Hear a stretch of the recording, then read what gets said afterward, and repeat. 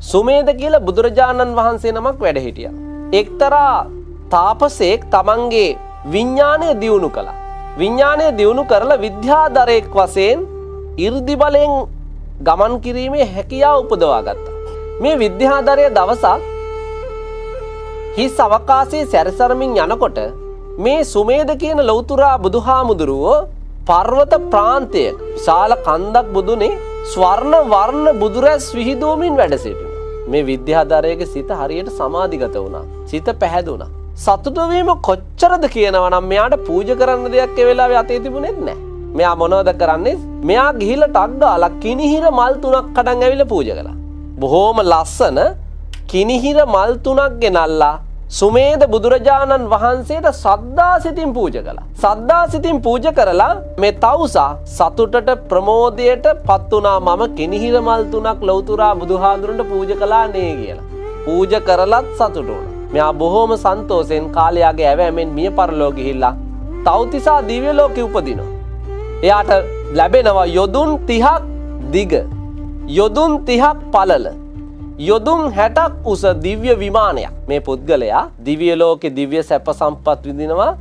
දිව්‍ය ආත්ම 500ක්. නැවත මනුස්ස ලෝකෙට ඇවිල්ලා මනුස්ස ලෝකේ සක්විති රජකම් විඳිනවා ආත්ම 300ක්. තවත් බොහෝ කාලයක් සුගති ආත්ම වලමයි ඉපදුනේ. ඉපදිලා මගේ ලෞතුරා බුදුහාමුදුරුවෝ ಭಾರತේ පහළ වුණු දවසේ මේ දේවතාව ಭಾರತේ පහළ වුණා. පහළ වෙලා පසු කාලීනව පැවිදි වුණා.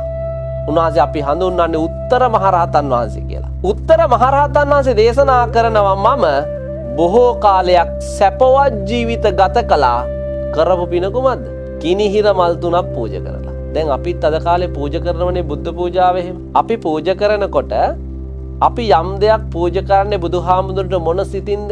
පූජා කරනවා කියන අරමුණ තියෙනවා. හැබැයි අපි ප්‍රතිමා වහන්සේට, චෛත්‍ය රාජයන් වහන්සේට, බෝධීන් වහන්සේට අපි පූජා කරනවා. අපේ හිත එතනින් පරතරට යන්න ඕන පින්වතුනි. අපි මේ පූජා කරන්නේ ජීවමාන බුදුහාමුදුරන්ට. අපි යම් දෙයක් පූජා කරනව නම් පූජා කළ යුත්තේ මේ ජීවමාන බුදුහාමුදුරන්ට පූජා කරනවා යයි සිත තුළ බුදුරජාණන් වහන්සේ ජීවමාන කරගෙන. ඒ නිසා සුමේද බුදුරජාණන් වහන්සේට කිනිහිර මල් 3ක් පූජා කරපු උත්තර මහරහතන් වහන්සේ එදා පටන් සුගති ආත්ම වලම ඉපදිලා මගේ ලෞතුරා බුදුරජාණන් වහන්සේ ලෝකෙ පහළ වුණුදා උත්තර නමින් ඉපදිලා